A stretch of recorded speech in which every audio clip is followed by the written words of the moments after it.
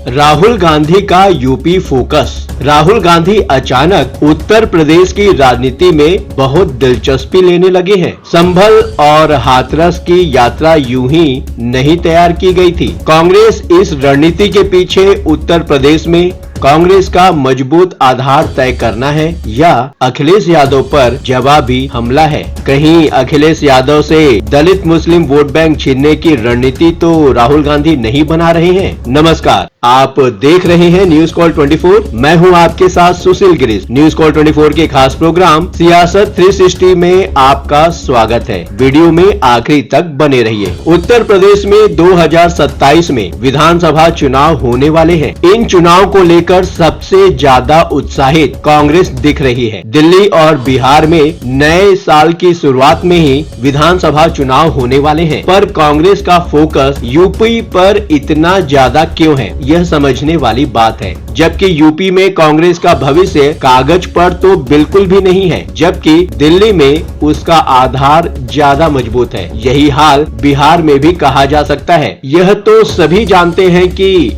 यदि कांग्रेस नेता राहुल गांधी और प्रियंका गांधी उत्तर प्रदेश को प्रायोरिटी में रखेंगे तो जाहिर है यूं ही नहीं होगा। इसके पीछे कुछ न कुछ मकसद जरूर होगा, अन्यथा दिल्ली की न्याय यात्रा में पहुंचने का टाइम नहीं मिला, पर संभल और हाथरस जाने का टाइम क्यों मिल गया। अब सवाल यह उठ रहा है कि उत्तर प्रदेश की इन यात्राओं में के पीछे कांग्रेस की मंशा क्या है। हम आगे बढ़ें और इस खबर को डिटेल में समझें, उससे पहले आप न्यूज कॉल 24 को जरूर सब्सक्राइब करके नोटिफिकेशन के लिए बेल आइकन को प्रेस कर दें। कांग्रेस इस बात को अच्छी तरह से समझती है कि उत्तर प्रदेश में फतह हासिल किए बिना दिल्ली की गद्दी पर काबिज नहीं हुआ जा सकता है। कांग्रेस यह भी जानती है कि अगर उत्तर प्रदेश में विजय हासिल करनी है तो पहले समाजवादी पार्टी को खत्म करना होगा। आखिर समाजवादी पार्टी आज कांग्रेस के कोर वोटर्स के बल पर ही राजनीति कर रही है। उत्तर प्रदेश में समाजवादी पार्टी भी यह समझती है कि कांग्रेस अगर राज्य में जिंदा हो गई तो उसका अस्तित्व खत्म हो जाएगा। यही कारण रहा कि उपचुनाव में समाजवादी पार्टी ने कांग्रेस के साथ गठबंधन नहीं करने की रणनीति पर काम किया। हालांकि समाजवादी पार्टी को इसका नुकसान हुआ। कांग्रेस के साथ रहने के चलते लोकसभा चुनाव में उत्तर प्रदेश में समाजवादी पार्टी को दलित वोटों का बड़ा सहारा मिल गया था। कांग्रेस जिस तरीके से काम कर रही है उससे तो यही लगता है कि मुसलमान भी समाजवादी पार्टी का साथ छोड़कर उसका दामन थाम सकते हैं। रामपुर में पूर्व मंत्री आजम खान ने पत्र लिखकर जिस तरह मुसलमानों की अनदेखी का आरोप अखिलेश यादव पर लगाया है, उसे आगे आने वाले दिनों की झलक मान सकते हैं। कोई अनहोनी नहीं होगी कि आजम खान कुछ दिनों बाद कांग्रेस ज्वाइन कर ले। लोकसभा चुनाव के पहले भी कई कद्दावर मुस्लिम नेता समाजवादी पार्टी से कांग्रेस की ओर मूव कर गए थे। ये क्रम आने वाले दिनों में और बढ़ सकता है। उत्तर प्रदेश में संभल का दौरा करने के पहले कांग्रेस नेता ने कोशिश की, पर सफलता हाथ नहीं लगी। उसके बाद संभल पीड़ितों से कहीं बाहर राहुल गांधी मुलाकात करते हैं। तुरंत बाद ही राहुल गांधी की यात्रा हाथरस में रेप पीड़ित दलित लड़की के परिजनों से मिलने के लिए हुई। आज से करीब 4 साल पहले हाथरस केस में पीड़िता की मौत हो गई थी। उसके परिजनों का आरोप है कि उत्तर प्रदेश सरकार ने आज तक न नौकरी दिया और न ही घर दिया। राहुल उनसे मिलकर उत्तर प्रदेश सरकार पर हमला बोलते हैं। यह भी बताते हैं कि पीड़िता के भाई ने उन्हें फोन करके बुलाया था। जाहिर है कि राहुल गांधी का ये संदेश देश के मुसलमानों और दलितों के लिए यही है कि कांग्रेस उनकी सबसे बड़ी हमदर्द है, क्योंकि अखिलेश यादव संभल और हाथरस को लेकर प्रभाव बनाने से चूक गए। इसका प्रभाव केवल उत्तर प्रदेश में नहीं होगा बल्कि पूरे देश पर होगा। समाजवादी पार्टी भी कांग्रेस की रणनीति समझ रही है। शायद यही कारण रहा होगा कि अखिलेश यादव ने उत्तर प्रदेश में विधानसभा उपचुनाव के दौरान ही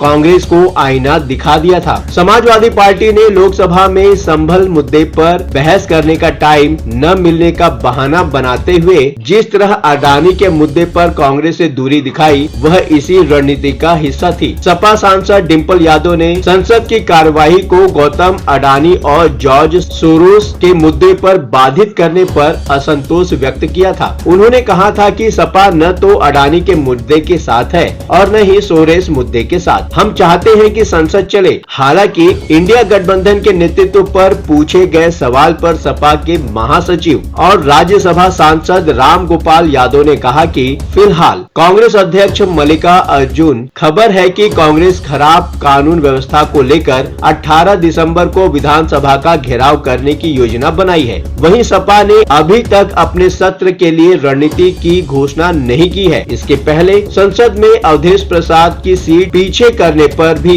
अखिलेश यादव ने कांग्रेस नेताओं पर अपनी नाराजगी जाहिर की थी। अब ये समझने वाली बात है कि क्या उत्तर प्रदेश में संगठन को कांग्रेस धीरे धीरे मजबूत कर रही है। कांग्रेस राज्य में अपनी पकड़ को मजबूत बनाने के लिए तैयारियों में तो जुट गई है। इसे इस तरह समझा जा सकता है कि कांग्रेस ने उत्तर प्रदेश में बड़े संगठनात्मक बदलाव की तैयारी करते हुए राज्य और जिला समितियों को भंग कर दिया है। कहा जा रहा है कि यह फैसला 2027 में होने वाले विधानसभा चुनाव से पहले पार्टी को जमीनी स्तर पर मजबूत करना है, क्योंकि इस बार के लोकसभा चुनाव में कांग्रेस ने 6 सीटों पर जीत हासिल की थी। इस तरह से देखा जाए तो राहुल गांधी का यूपी फोकस अखिलेश यादव से दलित मुस्लिम वोट बैंक को छीनने की रणनीति दिखाई देती है। साथ ही साथ अखिलेश इस दांव को समझ गए हैं और वो राहुल गांधी से धीरे धीरे किनारा कर रहे हैं। चलते चलते ये बात भी बताना जरूरी है। न्यूज कॉल 24 नई सोच नए नजरिए के साथ आपको हर खबर के पीछे के असली मायने क्या हो सकते हैं